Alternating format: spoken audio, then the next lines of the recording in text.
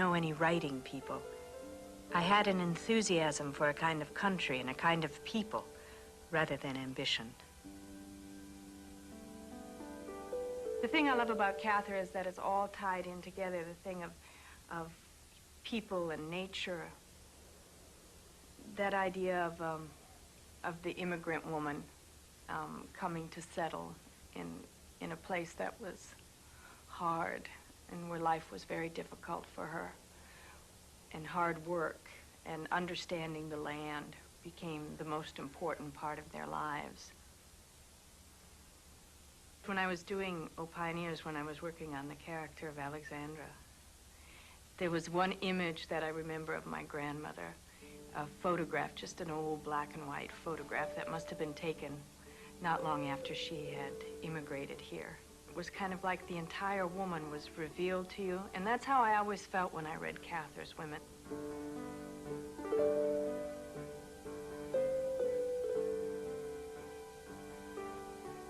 Well, Willa grew up listening to storytelling everywhere. In Virginia, it was the women who came down to quilt, and she would hide under the quilt frames and listen to them talk. And in Nebraska, it was the immigrant women she would visit, and they would tell her stories about their homelands. She didn't realize it at the time, but this was art. There was a kind of legacy or a bequest that was being passed among women and also across generations of women, from mothers to daughter, from older women to younger women. In her books, Cather expresses an appreciation for the work pioneer women did in building this country. But as a young girl, Willa had rebelled against any feminine expectations. She wanted to be a boy. She dressed in boys' clothes. She wanted to be a doctor. She wanted a role in the public world. I mean, she didn't want the domestic story of marriage and motherhood. And gender roles were so split and so divided at that time that to be public, to be powerful, you had to be masculine, you had to be male. I have no patience with love-obsessed heroines who demand more romance out of life than God put into it. These victims of over-idealization of love, they are the spoils of poets. Cather was a lesbian at a really complicated historical time. There's a contradiction, I suppose, between her male identification phase and then this later celebration of women that you see in her novels. The male identification phase was earlier, and that she moved out of it when she realized the power of women's voices and the power of women's stories. And so finally, she could accept herself as a woman, not a conventional woman as the culture would have defined it. What she did was to take womanhood and really make it her own.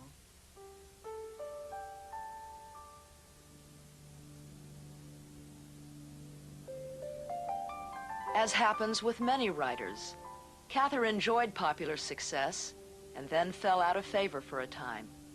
But the fact remains she is still widely read, no doubt because of her heroic treatment of women and her appreciation of the enduring value of the land. Evening in the flat land, rich and somber and always silent.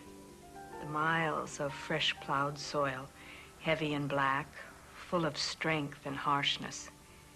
The growing wheat, the growing weeds, the toiling horses, the tired men, the long empty roads, sullen fires of sunset fading, the eternal unresponsive sky. No matter what others said, my mama put her trust in me. Mama exhorted her children to jump at the sun.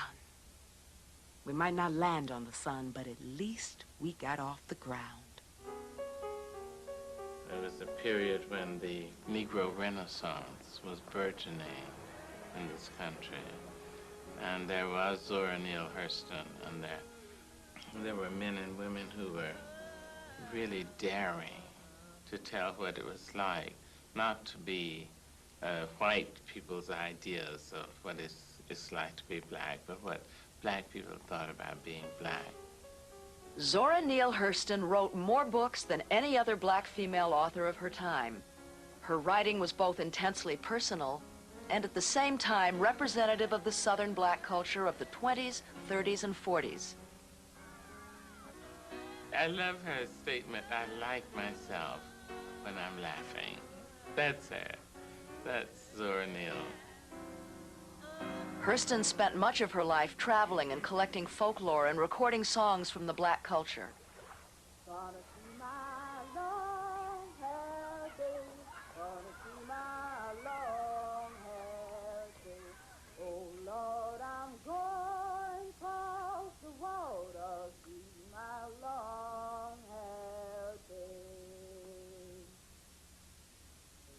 The strangest thing about it was, once I found the use of my feet, they took to wandering. I always wanted to go. I would wander off in the woods alone, following some inside urge to go places. Oh, this alarmed my mother a great deal. She used to say she believed a woman who was an enemy of hers had sprinkled travel dust around her doorstep the day that I was born. Zora, one of 8 children, was her mother's favorite. Her mother died when she was only 9 years old. In later years, Zora would turn this devastating experience into one of her most moving passages. Death finished his prowling through the house on his padded feet and entered the room. He bowed to Mama in his way, and she made her manners and left us to act out our ceremonies over unimportant things.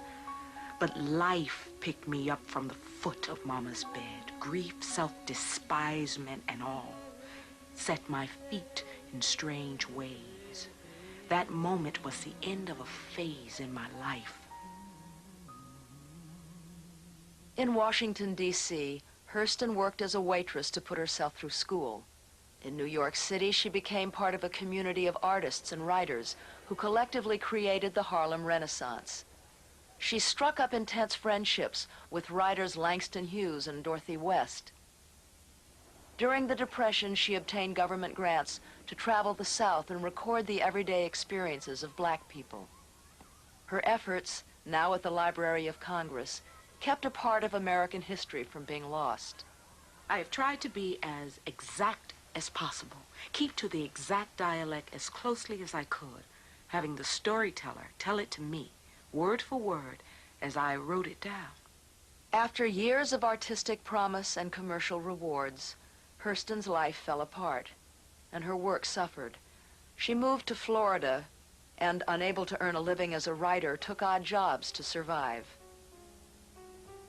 For decades, Hurston's unique voice was lost. Only now, through the efforts of other writers, is Hurston being rediscovered. We struggled so hard to make our big dreams come true, didn't we? The world has gotten some benefits from us, though we had a swell time, too. We lived. I've touched the 4 corners of the horizon, and it seems to me that tears and laughter, love and hate make up the sum of life.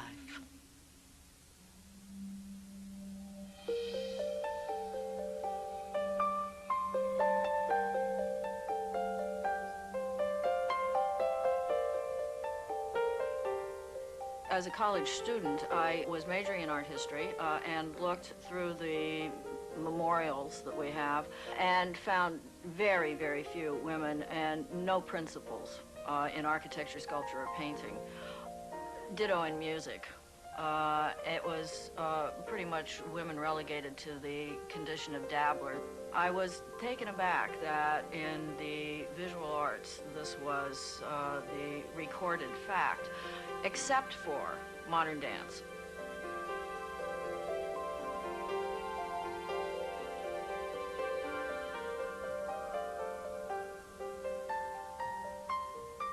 In 1910, dancers Isadora Duncan and Ruth St. Denis shocked the world by celebrating female sensuality.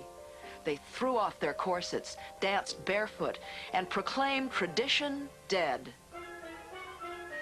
Their student, Martha Graham, took that revolution and turned it into an American art form.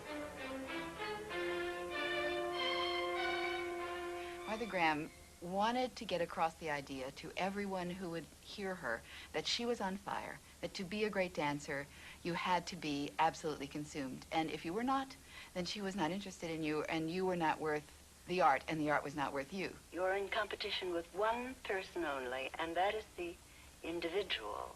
you know you can become. And that is the thing that makes a dancer's life the life of a realist and gives it some of its hazard and some of its wonder. By the time Graham formed the Martha Graham Dance Company in 1926, she had perfected her own style, urgent, aggressive, and abrasive. America had never seen a woman like her. She said, now, you're going to take off your shoes. We don't dance in ballet shoes. It's like wearing little white gloves. We don't wear little white gloves. And she said, and you're not going to have tutus, and you're not going to have toe shoes, and you're not going to have little crowns, and you're not going to have little white wings. You're going to stand there, and you're going to be like a pioneer woman, standing absolutely motionless and looking out over the plains and the rivers and the mountains into the far distance. A woman's place in the world for Martha Graham was at absolute center stage. She imagined a world where a woman's psyche was the most important thing there was. There were people who were found it shocking because it was not feminine. It was an all-girl group, and we were not feminine. We were just dancers. We were young American pioneer people, and she had presented it to us that way. Graham was totally obsessed with her work, and she demanded nothing less from her dancers.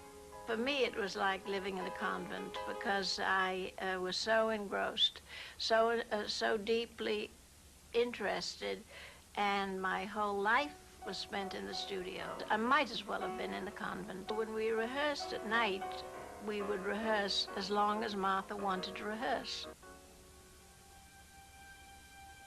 A man changed all that. Graham was in her 40s when she fell in love with dancer Eric Hawkins. Her life and work would never be the same. I saw Eric Hawkins at the studio, and I realized that the whole thing was going to change, and of course it did. And the choreography changed, and the technique changed. Martha permitted him to teach ballet classes. And what had been a very private, quiet, intense working situation became tied in with many other things, and the whole thing changed completely. Graham and Hawkins eventually married, but he resented living in her shadow.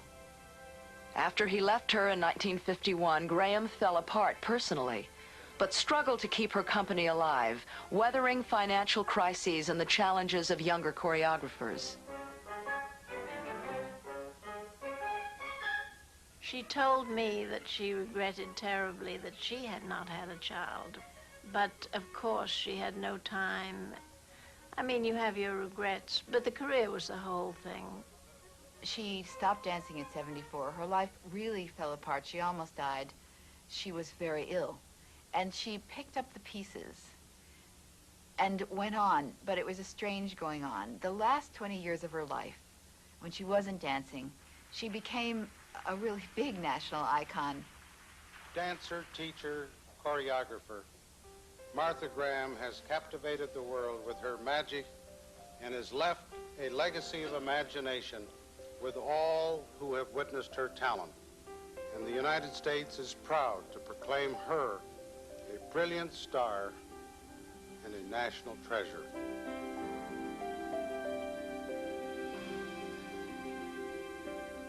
Graham's unorthodox style lives on in the work of choreographer and dancer Twyla Tharp. As a young woman, Tharp studied with Martha. Martha would never quit.